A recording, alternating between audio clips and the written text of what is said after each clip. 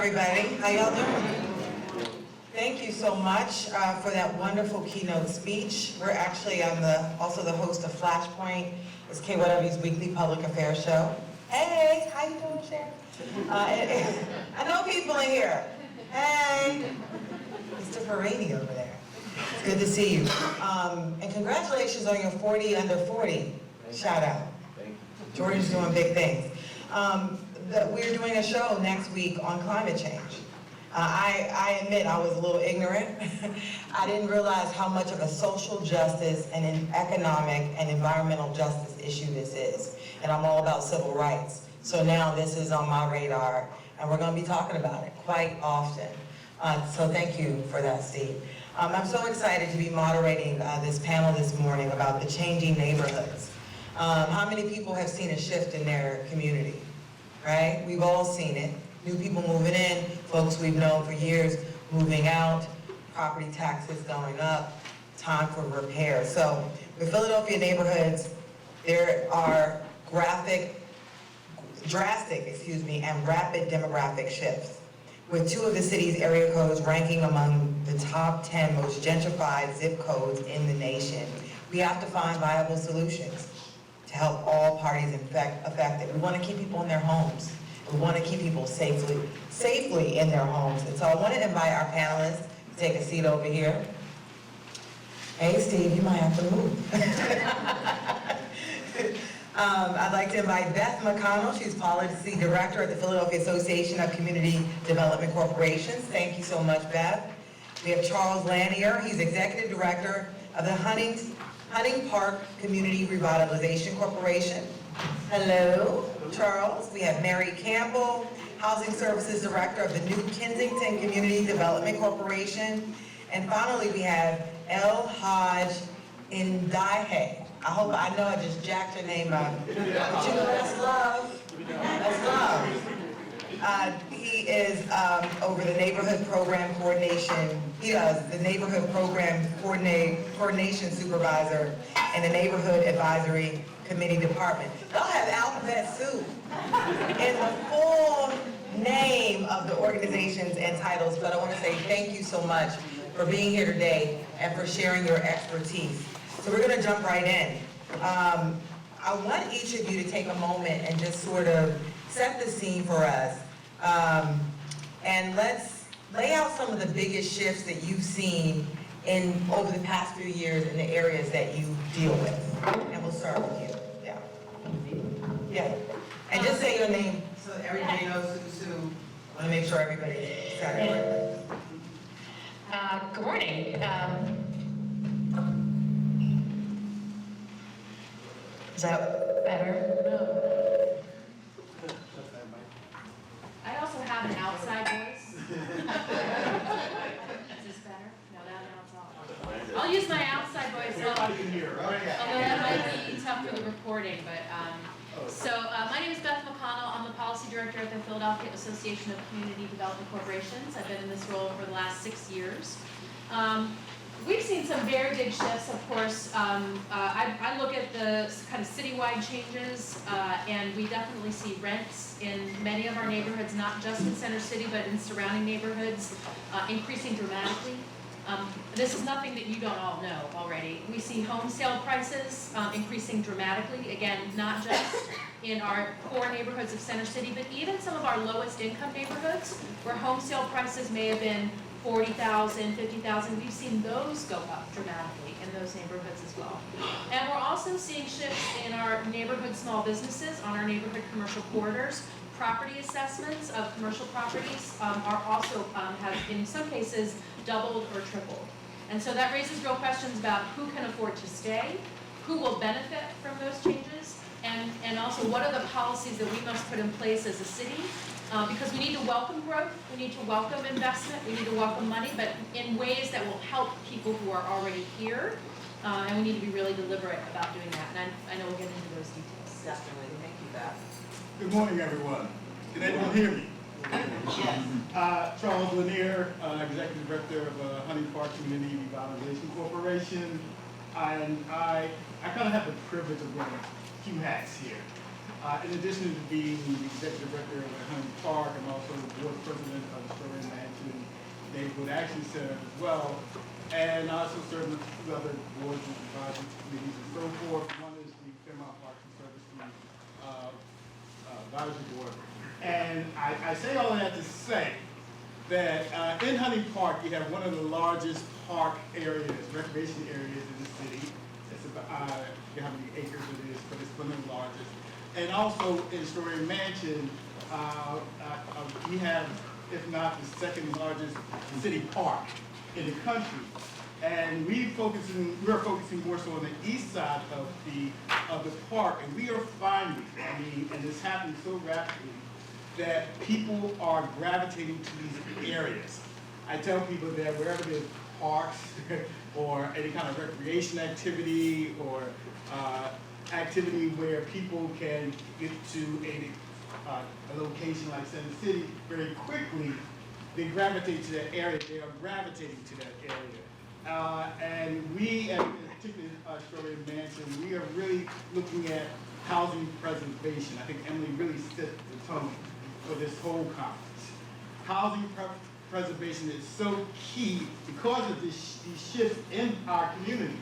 And as Beth said, we're looking at housing where people have lived 30, 40, 50 generations in the same house, and here comes a developer right next door building a $200,000, $300,000, half a million dollar condominium, and so forth. But people are scared.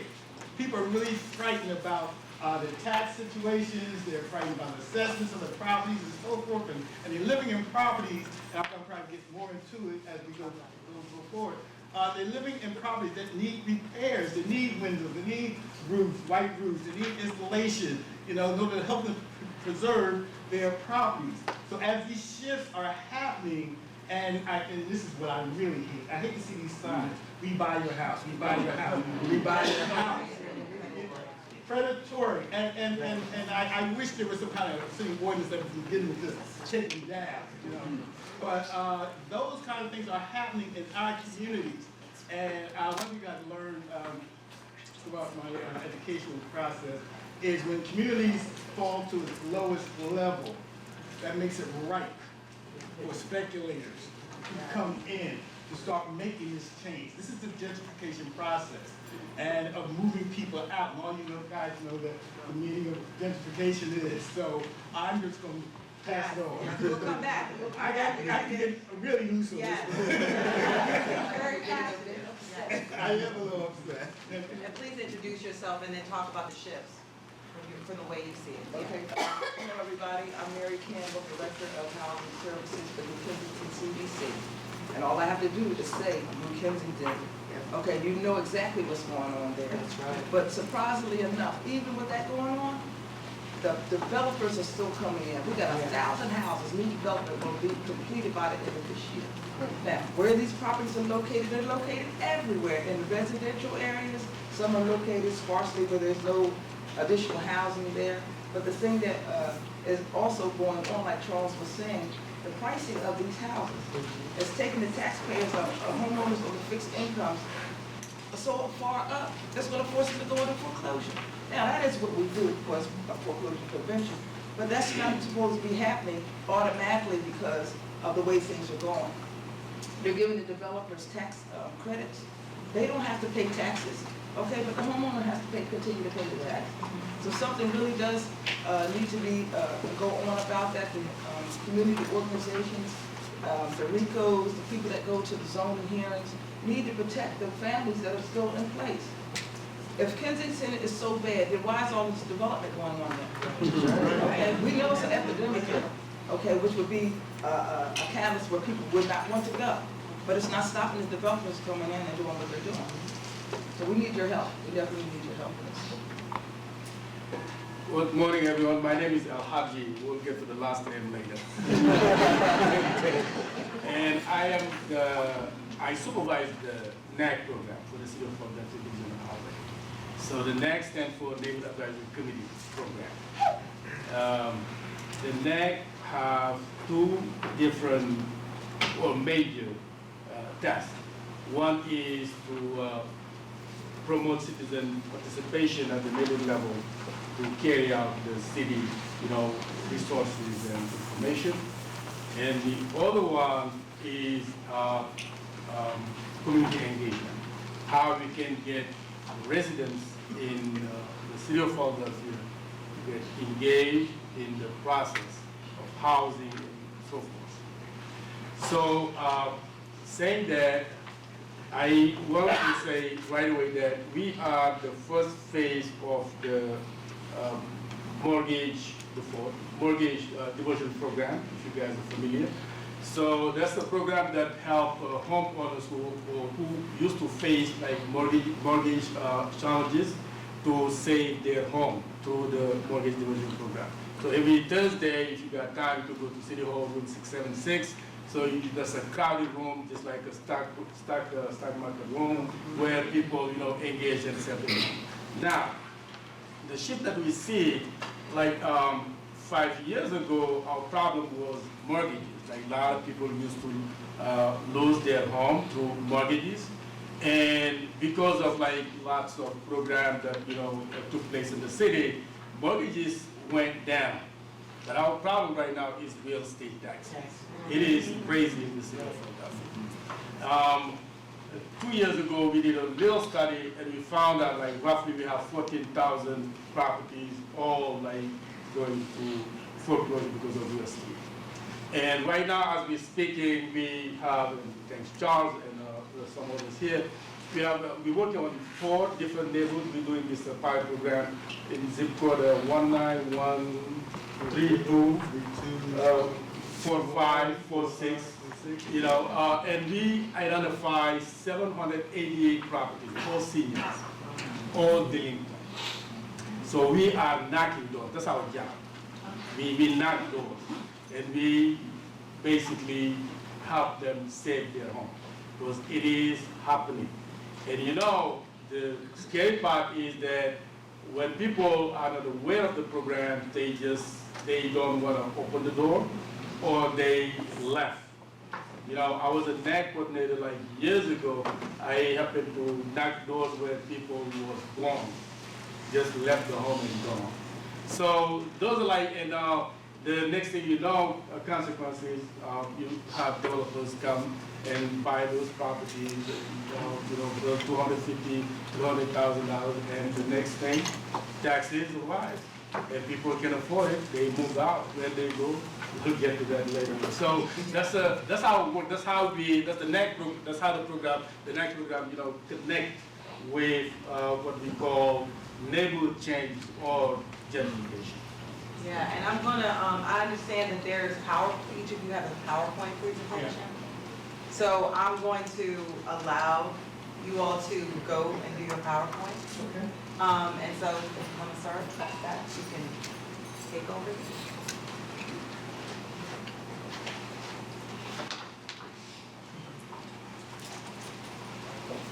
All right, good morning again, everybody. So for those of you that are familiar with PACDC, we do policy advocacy, training and technical assistance for community development corporations and other organizations, nonprofit and some for-profit, to help them be active in equitable neighborhood revitalization. Just really quickly, that's kind of where we have our CDC members across the country. I know many of you work for organizations that are members of PACDC.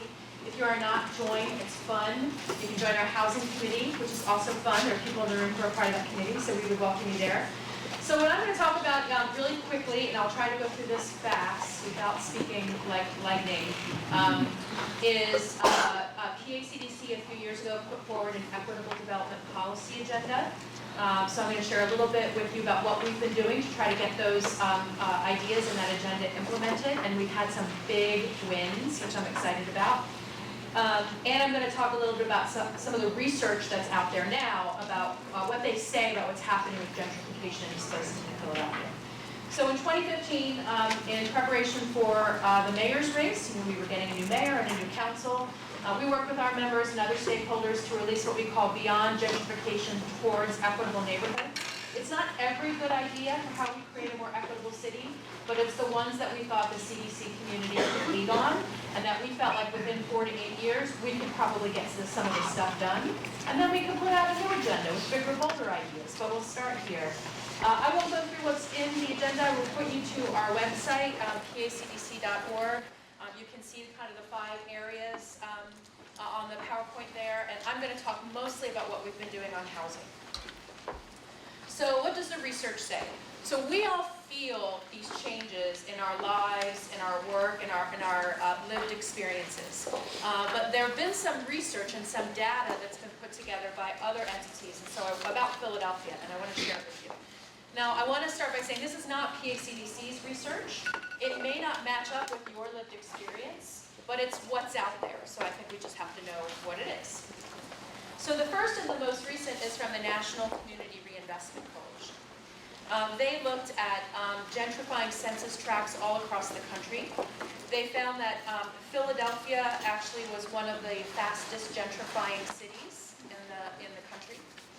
And I won't go through every single statistic, but I do want to point, if you see that arrow pointing to the 13th census tract, so that's like Broad and Washington, you can see the population loss. So as home prices have skyrocketed, more than doubled, if I can see this slide correctly, income also has, I think, more than doubled in that neighborhood.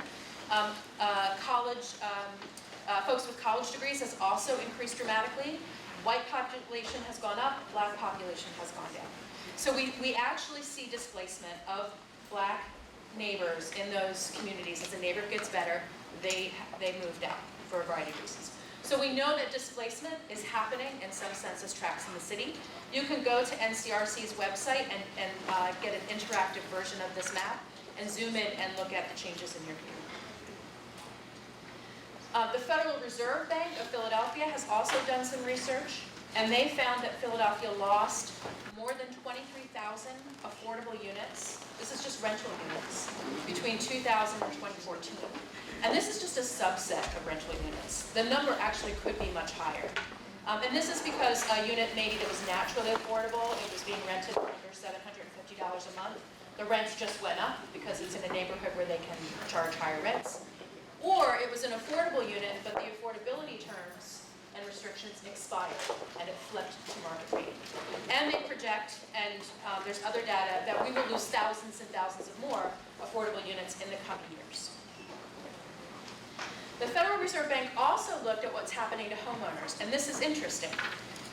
They looked at, I think everybody here knows what ABI is, right? Is there anybody that doesn't know what ABI is? Everybody knows what ABI is. So they looked post-ABI, what happened to homeowners? And what they found is that while more homeowners became tax delinquent because their property taxes skyrocketed, they did not find evidence of a lot of homeowner displacement. And they attribute that probably to the programs that Philadelphia has put in place to try to keep people in their homes. So that could be a good sign that some of these programs are working. So what have we done about it? So I mentioned we issued a policy agenda a few years ago. And from that, on our housing work, we launched 2 campaigns. We launched our campaign to double the Housing Trust Fund. Can't wait to be home. Our argument is that the waiting lists for affordable housing programs for housing preservation and repair and new affordable units was way too long, and City Council and the mayor needed to get together, come up with cash to reduce those waiting lists. We also launched our campaign, Affordable Homes for a Growing Philly, and this was around a piece of legislation that would have required that when developers build new buildings, they have to make a certain number of the units in those buildings affordable. And that's including for sale and for rent. And there was a piece of legislation in City Council. So what did we get? So along the ways, thanks to lots of hard work of lots of organizations in this room and outside of this room, thanks to champions, in policymakers, there was a $60 million bond that was floated that will eliminate by the end of this year, we think, the waiting list on the Basic Systems Repair, Adaptive Modification, and Weatherization Assistance Program. Now, just because we're going to eliminate those existing waiting lists doesn't mean we solve the problem. We just eliminated an old waiting list. A new waiting list can grow to be just as big, and it probably will, when most of this money will probably be spent down by the end of this fiscal year that we're just about to start. We also won more than 70 million. Actually, I have to update this because yesterday the number went up. Now the number is probably more like somewhere between, it's complicated, somewhere between $85 and $100 million for our housing trust fund over a 5-year period. Yes. Just yesterday, City Council announced that the budget that's moving through City Council has 20 million more for the housing trust fund this year. It was originally only supposed to be 9 million, so that got boosted up a lot. And we're going to go back every year and say, we want another 20, we want another 20, and we want to make it permanent, so we don't have to keep going back every year because it's pretty tiring. And we also, we wanted a mandatory program to make developers to put affordable units on site. We weren't able to get that through City Council, but we were able to get a voluntary program that allows developers to get density bonuses if they put on-site affordable units or pay into the Housing Trust Fund. And so finally, I just want to really quickly run through these last 2 slides. Some of you are already familiar. I mentioned some of the programs that have been put in place to help homeowners. The city is increasingly the Save Your Home Philly hotline. What I've heard is that the vision of that is that will become the one-stop shop, whether you're trying to save your rental home that you rent or a home that you own, whether it's mortgage or tax foreclosure or eviction. I think the idea is to move to one-stop place where you can enter the system and then get sent to the various programs that can help and support you. I think you all know about the tax loop program and the senior freeze and the owner-occupied payment agreements. These are all some of the things that have been put in place to help homeowners avoid, save their homes. We know that renters need way more help, and a lot of the legal services organizations have really been leading the fight to help people who are facing eviction. Some of the new housing trust fund money will also create more affordable rental units. Will also, a brand new rent subsidy program will be coming soon. The money has been budgeted. They're just trying to figure out what it's going to look like. And then the last thing I want to say, and I'll end, is that we really don't have anything to help small businesses, and they are facing these challenges just like homeowners and renters. And so that's something that PACDC is working with our neighborhood commercial quarter managers and the city's commerce department to see what we can come up with to support them as well. Thank you very much.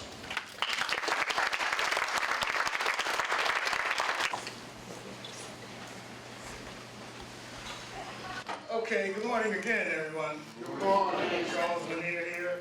This is truly a blessing. I got you all in one room and I get to speak.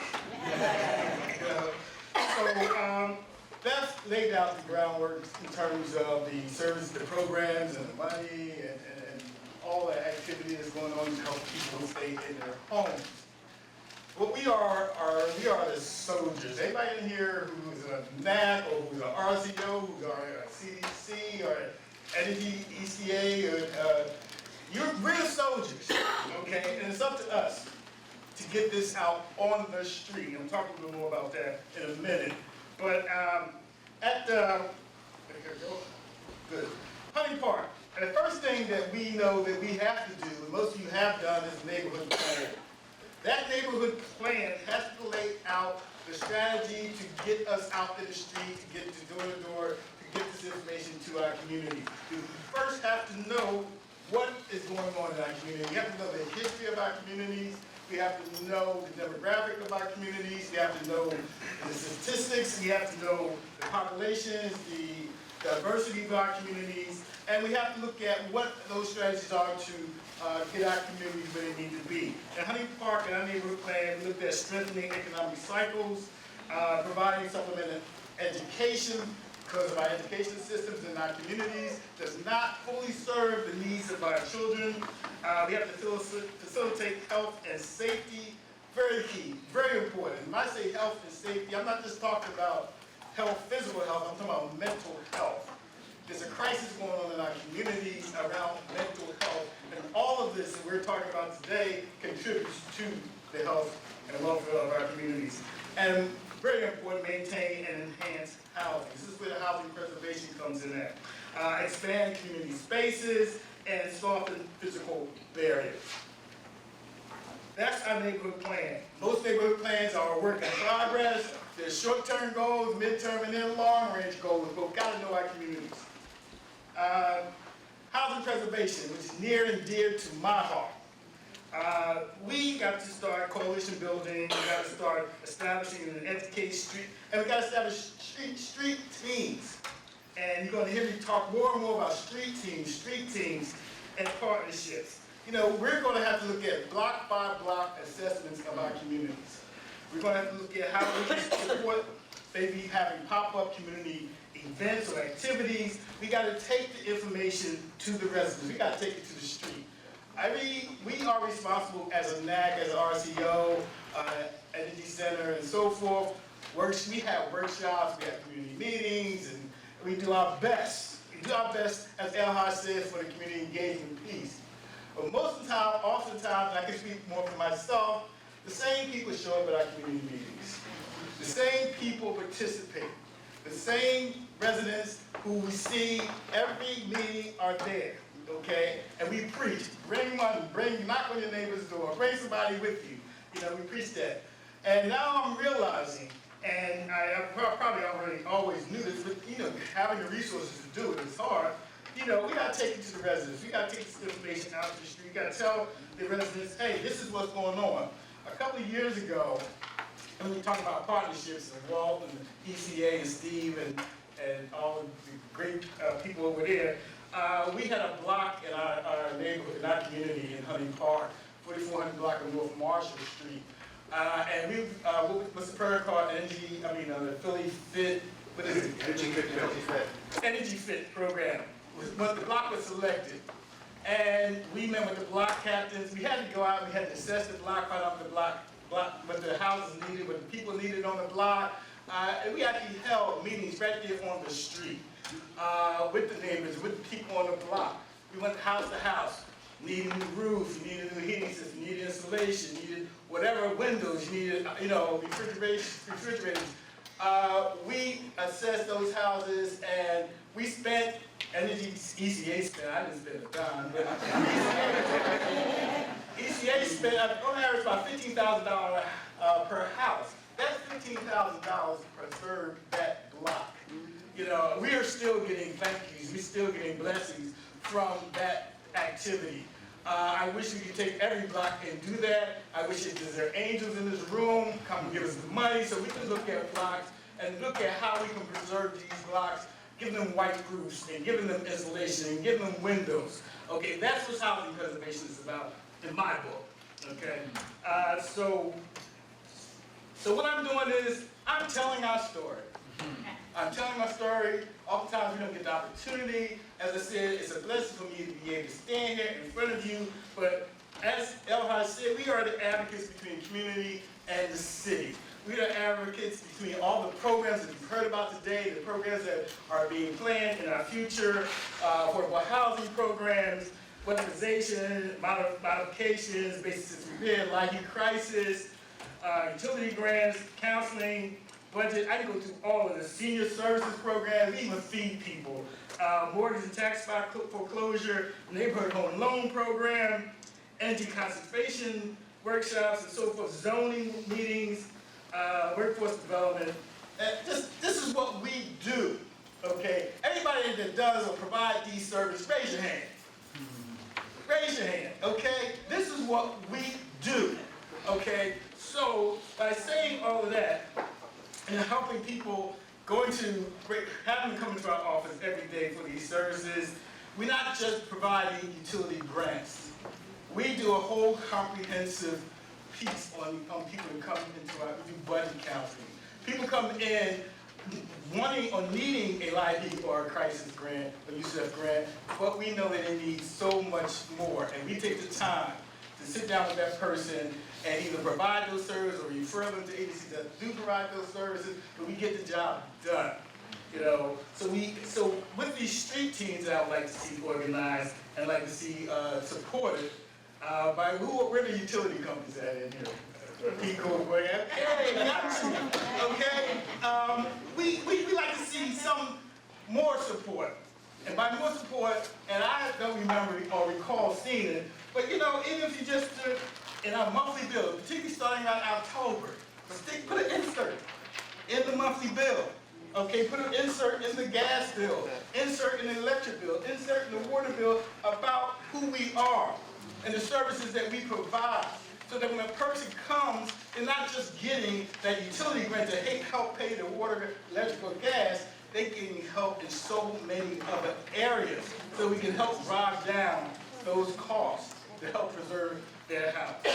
So, beginning October, this is what I'm asking, okay, at least that. We can help you design. You don't have to be this in. We can help you design something that would just be inserted into a resident's bill. So when they open up that bill, they can see where they can go for help. And they can see where they get more help to help them preserve their property. And I'm getting off my soapbox, but that's it. Thank you very much. And as we go along,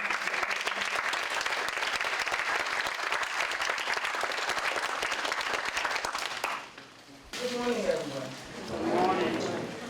I'm Mary Campbell, the Director of Housing Services in Kensington CDC, and this is my presentation. I do not have pretty pictures, I just have a lot of information. I was asked to speak on how do we function at the Kensington CDC, given the circumstances that we're dealing with the area. We have been fortunate to be able to have initiatives provided to us by NeighborWorks. The first one that I would like to, is in trauma-informed care. Now, trauma comes in a whole lot of different ways, as we know, and living in Kensington has to be one. We have been told by the professionals that individuals that live in particular areas like this can suffer trauma for like 75% of their lives. So since the beginning, a Sustainable Communities Initiative partnership with Impact Services and LIST in 2016, KCDC had been working toward a trauma-informed model for community development. So in 2017, LIST, NeighborWorks America, ourselves at Impact began a series of workshops which were extended and attended by the residents and staff. They cover such topics as toxic stress, trauma, and self-esteem for safety, emotional loss, future as a framework. Neighborhood residents agree that those living in the community were best positioned to effectively communicate the trauma-informed concepts and ensure the program's stability, sustainability. The co-design process also led NKCDC to understand that trauma-informed work required a deep commitment throughout, and NKCDC as an organization. So we wanted now to train our staff in the sanctuary model, which is a blueprint for trauma-informed change. The staff was able to bring trauma-informed principles to the work and have helped shape organizational culture and priorities. Trauma-informed care is a value-based framework. Oftentimes when we are stressed or dealing with stressful environments, it is easy to fall back into stress responses, both as an individual and as organization and communities. Being trauma-informed means acknowledging the physical and mental toll that comes from disinvestment, neglect, poverty, or the opioid epidemic, but not letting those experiences be the only defining characteristics for the community or its residents. Staying grounded in these values allowed us to move forward towards a trauma-informed community and culture and continue to work despite external factors. There are 7 commitments of a trauma-informed organization from the sanctuary model, which is a model that we used in order to teach the students and also the residents and the staff. These values here we're looking at is nonviolence, meaning that we look at safety skills. We look at safety in 4 domains. We have physical, social, psychological, and moral. Unfortunately, we go deeper into the safety and use of equity lens, remembering to tie identity to the community. Building trust and commitment to a wider social political change and nonviolence. We also have emotional intelligence, being able to identify feelings in ourselves and those around us, building emotional management skills. Third is social learning, recognize that we all have something to learn from one another, and the culture of collaboration and peer learning. I did that twice, sorry about that. Open communications, overcoming barriers to healthy communications, conflict resolution and management, and being able to discuss things that are normally kept swept under the rug. Healthy boundaries in our relationship. Then we have democratic. This is about sharing power, healthy authorization, authority, and leadership, developing participatory skills and honoring the voices of others. The sixth was our social responsibility to building healthy and social connections, establishing healthy attachment and relations, and being held accountable and holding others accountable for the greater good, movement towards social justice. And the last one is growth and change, recognizing growth and change are always happening and always necessary, working through loss, recognizing all the changes in loss, and to envision, plan, and to prepare for what we guided by a different and better future. So with that particular initiative, it's still ongoing. You know, Kensington is going through a whole lot of trauma. We just moved from our location at 2515 Franklin Avenue, which we have been here for quite some time, into the heart of where the problem is. We are now located at 2711 Ruth Street, which is at the Ruth and Somerset stop. So you know, if you get off at that stop, exactly what you stay. We're looking at it not as a drug problem, but as a mental or a medical problem. Most of these people that we see on the corners didn't grow up, they say that we want to be a drug addict. So we look at them as having a medical disability, and that's how it should be treated, and that's what we're trying to do. The next initiative that we are working with is called READY, the READY initiative. This deals, and all of these initiatives that we're working with are culture changes, not only for us, but also for the community that we work in. We're working on a culture change for the organization, and we use an equity lens to make decisions so no one's left out. Normally when somebody gets something, somebody else is left out, but we want to make sure that everybody's inclusive. So for racial, it's related to the race, equity or the values, equal outcomes of performance and achievement, opportunity and resources. We assume that everyone starts from different places in terms of history, experience, and opportunities, but we end up at the same place at the end. Diversity, visible and non-visible. The full range of differences, visible and non-visible, makes each individual and group unique. And inclusion, we want an environment that engages multiple perspectives, differing ideas and individuals from different backgrounds to define organizational culture. And last but not least, this is my baby. This is one we just started. NeighborWorks approached us in reference to do this. It's called the Sustainable Business Initiative. And as an organization, it's a landscape for nonprofit organizations across the country. It's changing. We know that everything is changing. Traditional sources of funding are flat or declining, while the need for the community-based services and economic opportunities, tools, nonprofit offering is increasing. So we're doing less, we're doing more with less. Nonprofits are facing many challenges, including meeting payrolls, funding goals, and covering fixed expenses. Without an evolution in the way nonprofits organizations acquire and use financial resources, fewer people will benefit from their services and fewer nonprofits will survive. Recognizing this and inspired by existing social enterprise models within our network, NeighborWorks America has acted to equip more than 245, you see I was typing this early in the morning, 245 local nonprofit organizations in the NeighborWorks network with training, technology, and technical assistance to create a sustained mission-oriented revenues stream of revenue streams. The first part of this effort focuses on a path to business sustainability, tailored for nonprofit organizations engaged in providing home ownership services in their community. The results show that participating nonprofits reduce costs serving customers, increase the number of customers served, and increase the percentage of costs covered by earned income, earned revenue, and leverage new technologies to grow more efficiently.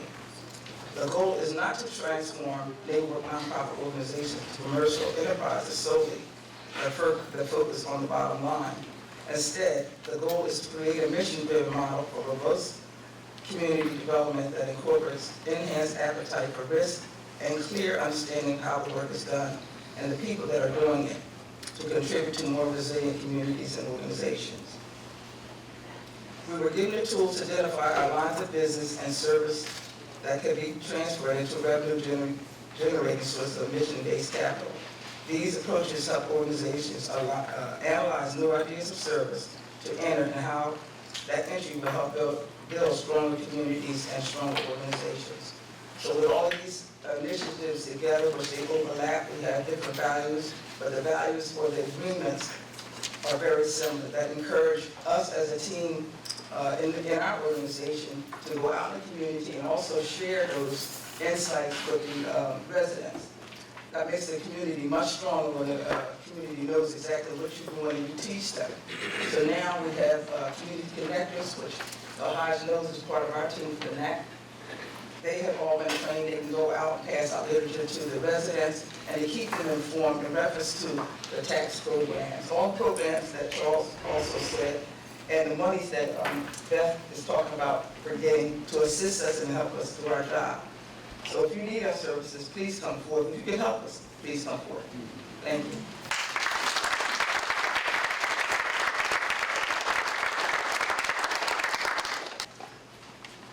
A few years ago, I was a neighborhood program. I used to knock doors.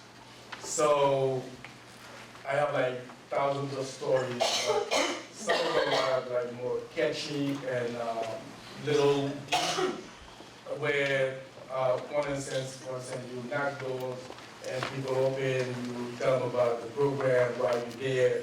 First of all, they look at you like who you are, if you're a strong English accent.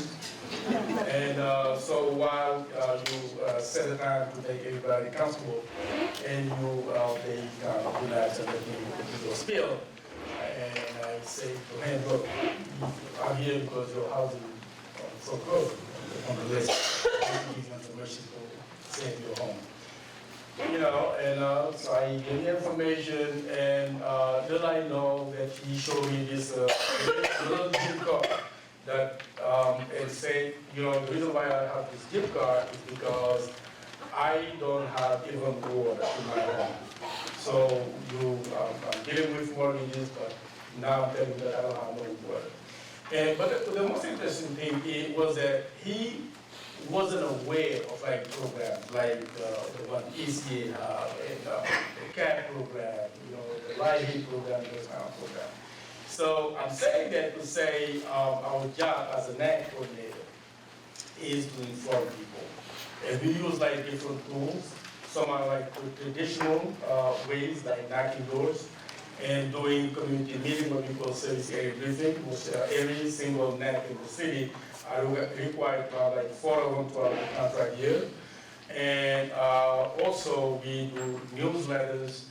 We also engage with community connectors. We have wonderful community connectors with New Kensington, PEC, CDC, and APM. You know, and right now we are working to have the same network in every single NAC, and we thank Lisa for training right now some of the NACs to set up the community connections. These are like a group of people that will make sure that this information not only like get to blocks, but also get to the houses. You give them 7,000 newsletters. They will make sure by using some of the technique to with black captains and community leaders to make sure that information get inside like residents. Our residents need information. They need to be informed.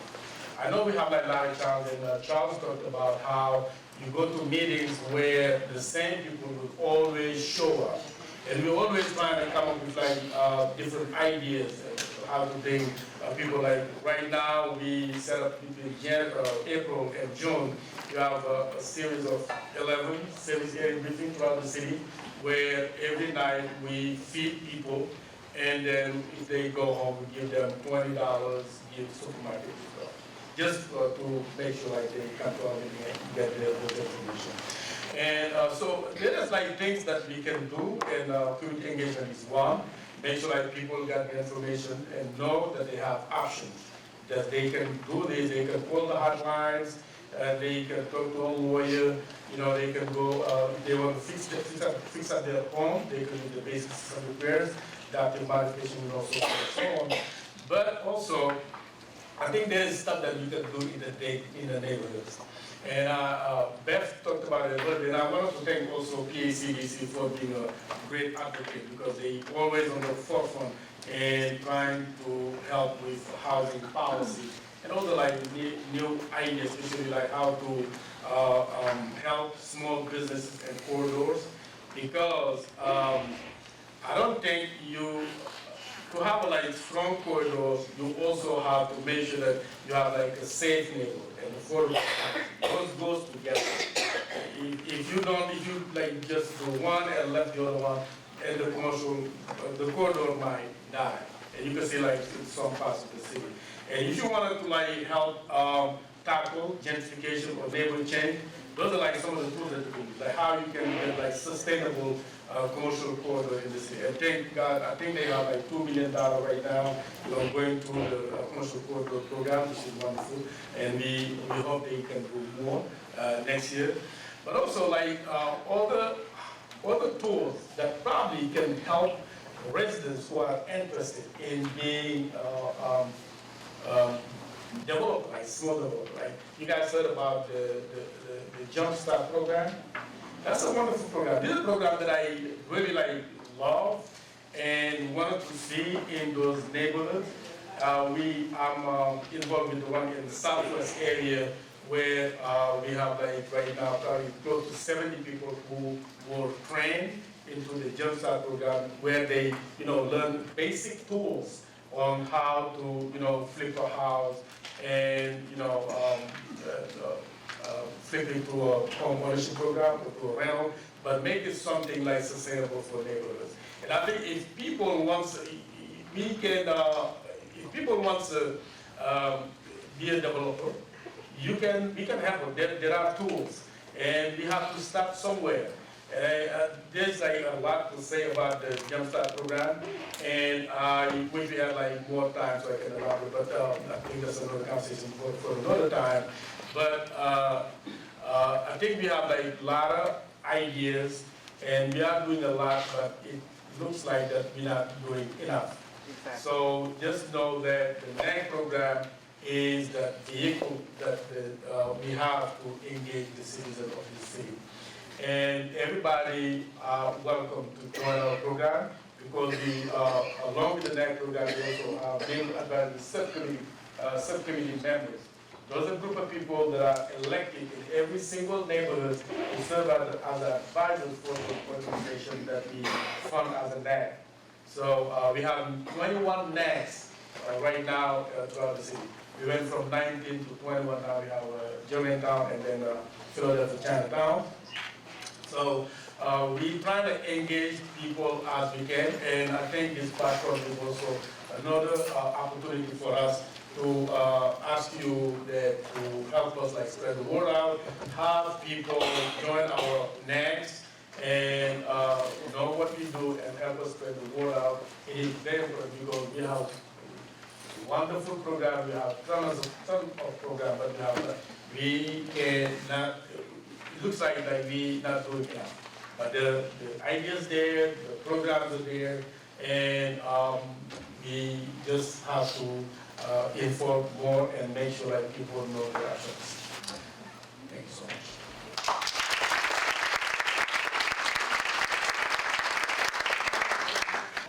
We have perhaps 15 minutes for audience questions. I can run the mic to audience members who need a mic for asking questions. Go ahead. Yes, ma'am. Yeah, I have a question.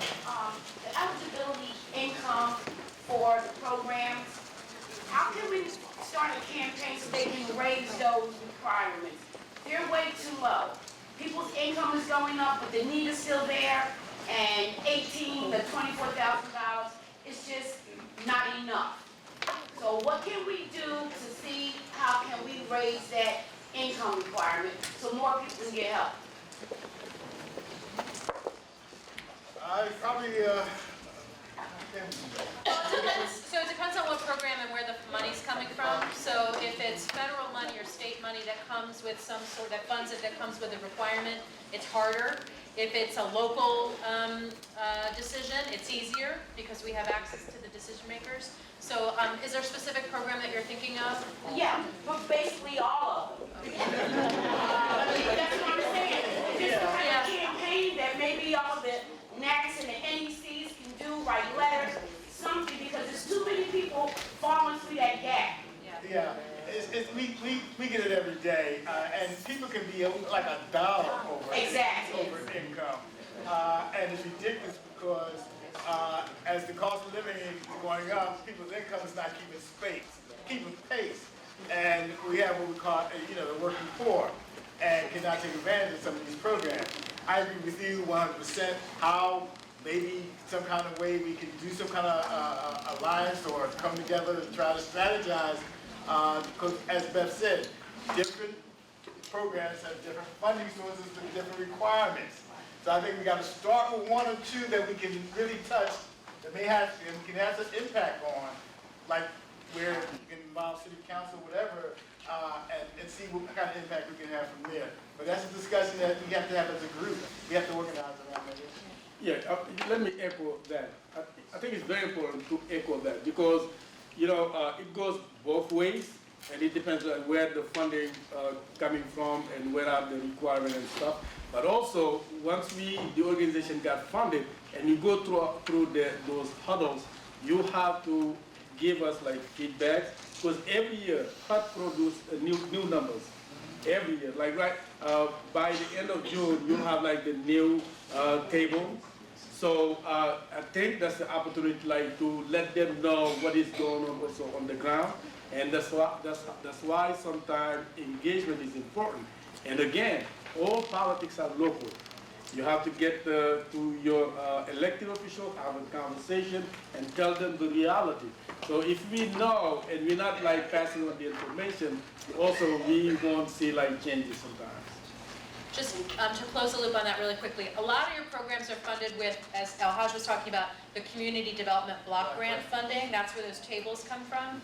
And those limits are they're unmovable. The housing trust fund money is much more flexible. We can go up to 115 or 120% of area median income with that money. So there could be a way to say, we're gonna keep this for CDBG, and then we're just gonna put a little extra housing trust fund money in it to get to those couple of people who are just over the line. But like everybody was saying, we kind of need to sit down and know what programs and where to start. And then to advocate for it, yeah. If I could piggyback on her question, Beth had said earlier, that the incomes are changing community to community, but the guidelines remain the same across the board through the city. I represent a CDC that exceeds a 51% poverty rate, which is certainly not the same as some of the other ones that are mentioned, where these people may need a little bit or maybe a lot of it more help with some of those services. Is there any consideration for that? You mean more resources going to the lowest income neighborhoods? To a lower or a more income qualified community. If you guys remember, years ago, like probably like 6 years ago or 4, the NAC program was based on like census tract and still is. But the last request for proposal that we had, we went through black groups. Because if you familiar with it a little bit, it takes black groups to make census tract.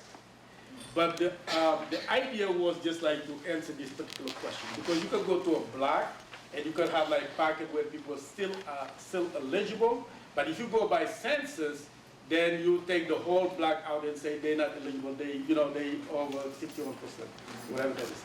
But if you go by block groups, then you can have like a lot of pockets, because for many years, Chinatown applied for the NEC program but never got it. But because this year we went through like the, black groups, and somehow we look at their proposal and the map that was like sent to us, and we know that they had a lot of pockets that was eligible for the CDBG program. So that's something that we can look at. And I'm so excited about the next census tracts coming up in 2020 to see like how they will also address those issues. I see a question over here. I kind of remember from last year, I don't remember it completely, but we talked about this, about income not being, people not being able to get right over the amount, maybe $2 or $3 or whatever, to be eligible. And I believe they said that there's a meeting every year, once a year, and I believe they said for Elhadji, but it's in July, between July 3rd and 5th or something like that, where people can come and put their input, but a lot of the NACs did not know about, no one knew about that. Do you have the date? Do you know when it is? We don't, and you're right. I mean, we kind of found out after the fact that these meetings are happening in reference to life and crisis. So if we can kind of figure out in advance, you know, so that we can form an alliance or a strategy to attend and make our concerns known, and hopefully ECA can help us with that. Thank you, getting information in time, because you said July. It's supposed to be coming up in July. July, that's Right, that's next a few month. weeks away. Right. Yeah, that's So if we can find it out, we can mass, you know. do our- very good point. Thank you. What I'm starting to notice now, especially with, and I've only seen one grade starting in Point Breeze, is that, I'm a net coordinator, so some of the houses that I've started to go out to that are behind in their mortgages, the banks are not so quick to work with them now because of the development that's happening in the neighborhood. And whereas a couple of years ago, they would have made some type of arrangement with them, now they're saying, no.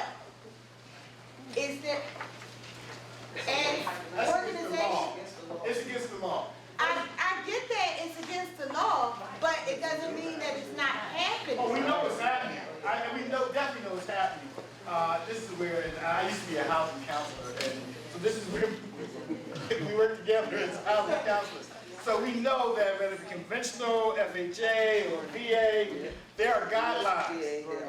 They all have guidelines in terms of the whole foreclosure process, the turnaround, the 90-day notice, the Act 91 notice, and so forth. And if they don't respond, tell them to call Consumer Protection Bureau. Yeah. They have a 15-day turnaround. Somebody's going to respond. Somebody And the will banks don't respond. want you to call them. No, but it's information that, again, you don't know, and they're not trying to tell you. Yeah, with Consumer Protection Bureau, they don't play. That's Report it to them. And Consumer with that- Protection Bureau, contact them. They have a specific turnaround time that they have to respond to you or to the homeowner. And they will get in contact with the bank. Trust me, the bank does not want you to contact them. And with that, please feel free to take a 10-minute break.